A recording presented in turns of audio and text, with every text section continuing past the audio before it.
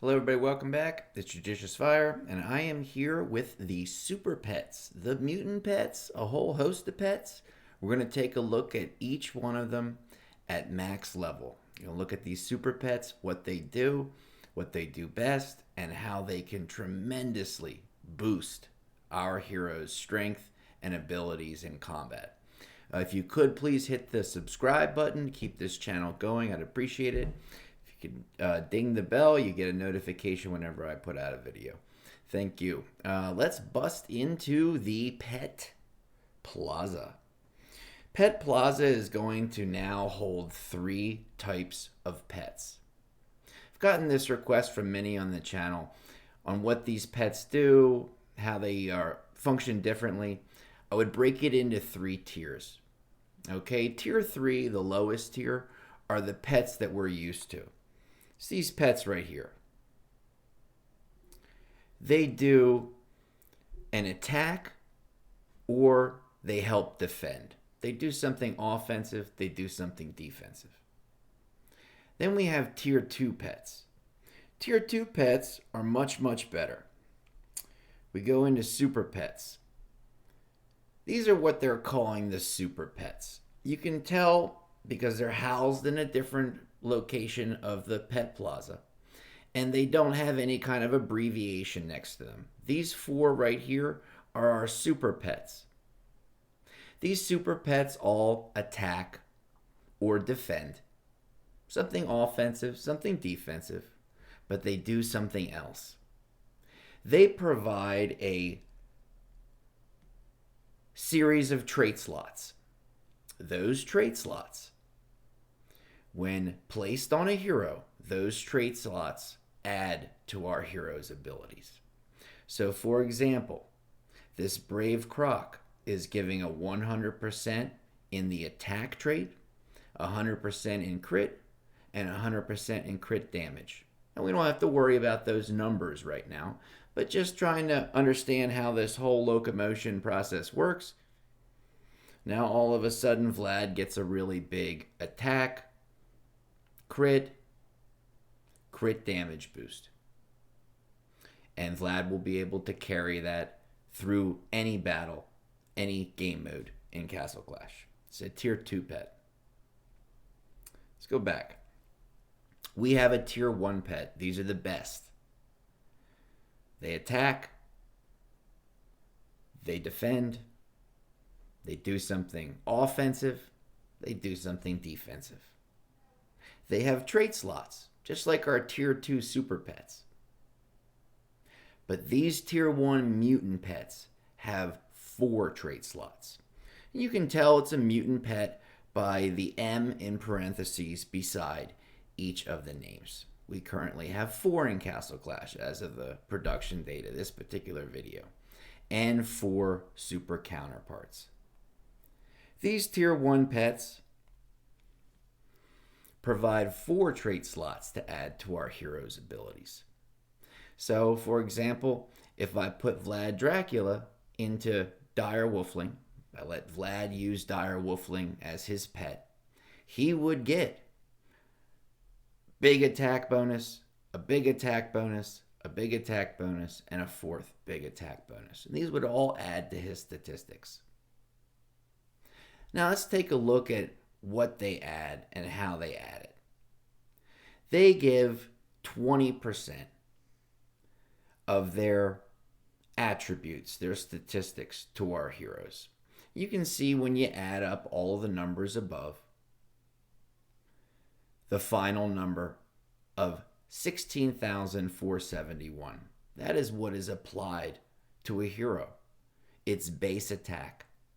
I'm going to do a second video right after this one. It's a companion video to this that will actually be showing you the sheer brutality that these heroes are capable of when they're jacked up this high. Let's take a look at a couple of other things that you should know before you go too deep into these new pets. Every single one of these new pets are tier 2 super pets and our tier 1 mutant pets. Every single one of them. Trait slot 1 is always going to give you attack. You could roll that thing, re-roll it 1,000 times. It will not give you dodge or health or crit damage, crit resist. It'll give you none of these. It will only give you attack. Trait slot 1 on all mutant pets and on all super pets. It will always be attack. I would have loved to have had straight dodge on this particular super pet, but that is not allowed in the game. You must always have trait slot 1 as attack. If you roll your gems or you have low cards, whatever it is you use, the commodity in Castle Clash to change trait slot 1, you will get between 5% attack and 100% attack. Somewhere in that range. If you get a 100% attack in trait slot 1 of any super pet or mutant pet, hit the lock button. You've gotten the best that you can get in the game. Move on with your life. All right, let's go back. Each of these pets does something offensively and defensively in addition to the trait bonuses. Now, the skills, the attack or defense abilities of each one of these mutant pets and each one of the super pets, they are the same. You can look at them as like mirror copies of each other. Let's take a look at the one on the left, Dire Wolfling. He has a super pet version of himself called Dire Wolfling. Only thing different is missing the M in parentheses, denoting a mutant pet version. Radiant Hawk's got Radiant Hawk. Sage Lioness has a Sage Lioness super counterpart.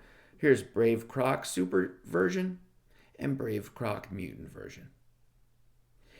Each of these has a skill.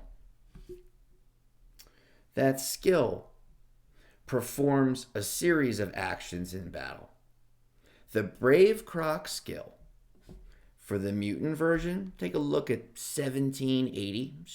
Keep that number in mind. 75 and 3. 1780, 75 and 3.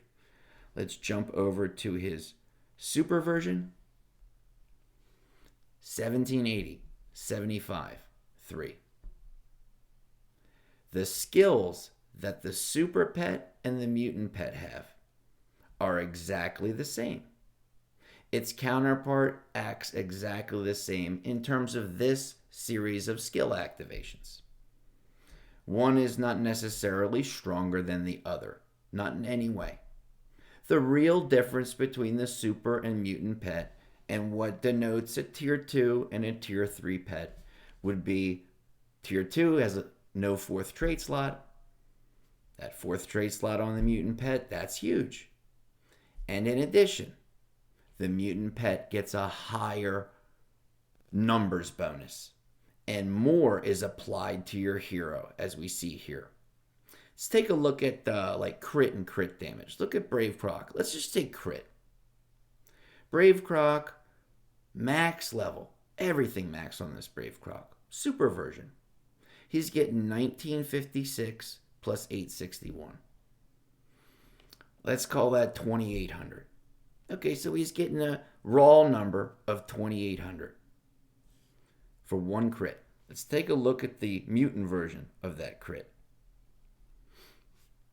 31 plus 1092. So we are at essentially 4200. So we just nearly doubled the crit that can be caused by this particular pet. Let's look at crit damage.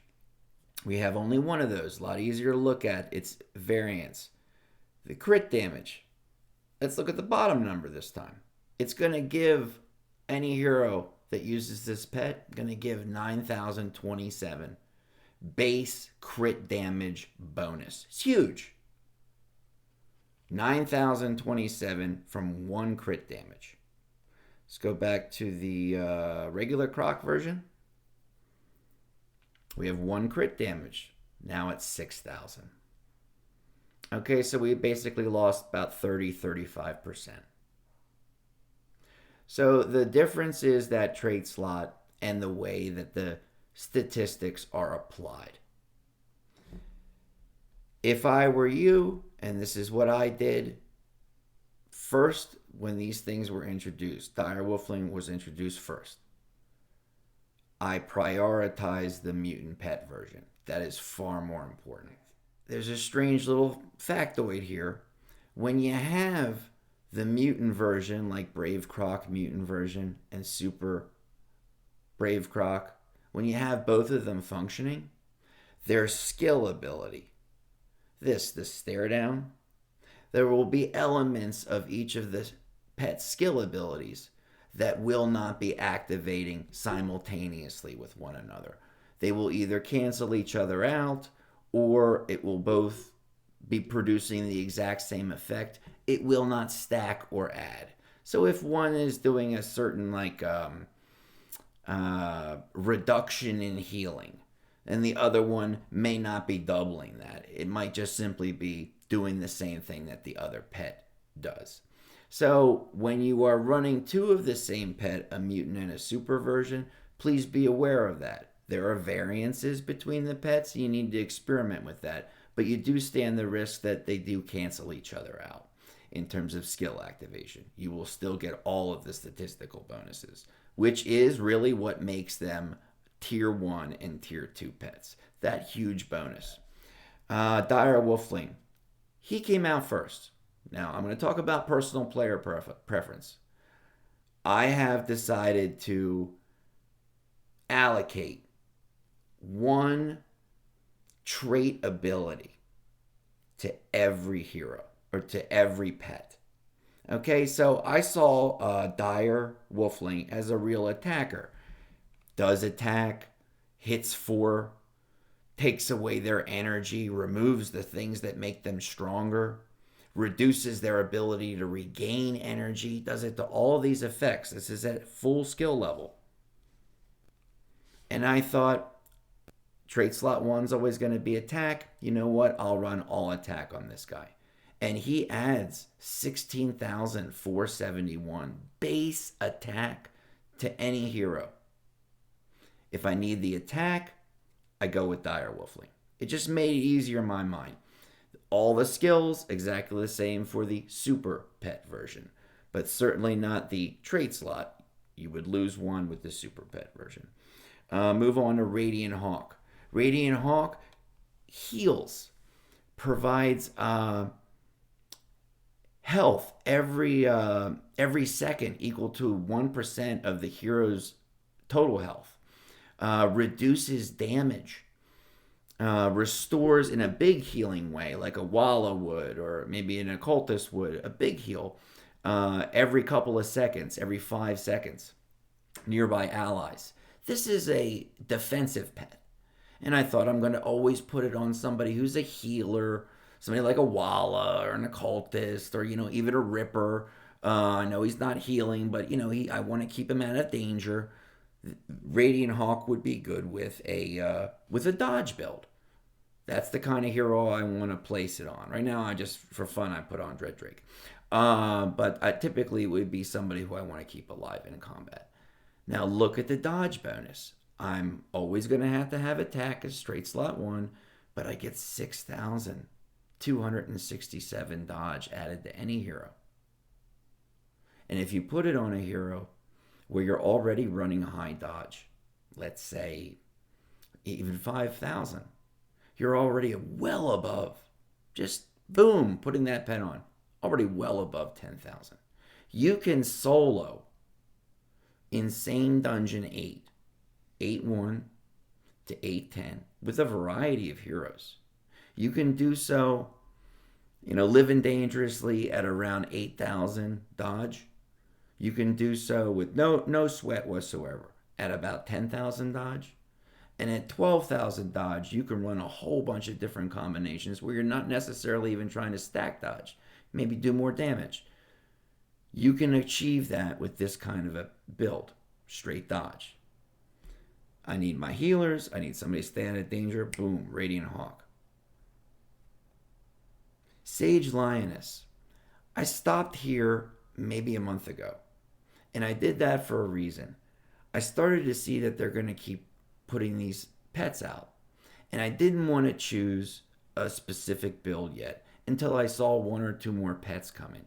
I saw Sage Lioness as part attacker, but also had some defensive properties. She is able to, when at full skill, deal damage, cause an entangle, actually stops the heroes from engaging in action. Not only is their movement brought to a zero, in many cases they're just simply standing there, frozen, if you will, almost comatized. It's like another synonym for that. Now it's entangle, and also taking less damage, providing that damage reduction. And I thought, I don't know how to go with her, and I just stopped there. And I'm kind of glad I did for my mind and the way I built it. Not saying this is the best. I went on now this month to Brave Croc. And I saw in Brave Croc's skill, when at max, Brave Croc is doing a whopping 1780 to the hero with the lowest health, just like a Dovekeeper would, reducing their healing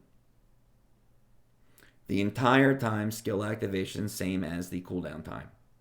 When in play, does damage equal to 1% of the enemy target's health every 2 seconds. Look at this last part. Brave Croc has an ability inside itself. This ability, this last part of the skill, it's not given to your hero. It's Brave Croc's ability. Brave Croc has a chance to activate his high crit and high crit damage rate. His ability to do damage is now given a critical component and a heavy damage component to the critical. The higher you go up with the pet, max 35 and stare down level 9, the higher the crit damage and crit rate. When I saw that, I thought, okay, I'm going to let this guy be my crit. And I think that with Sage Lioness, I'm going to go accuracy. Because I think something about the entangle and holding a hero, well, you'd want to hit the hero, right? Why are you holding him? So, I think I'm going to go eventually with accuracy. It's not really pressing in my mind right now. But as far as Brave Croc is concerned, I consider him done. Sign off with this.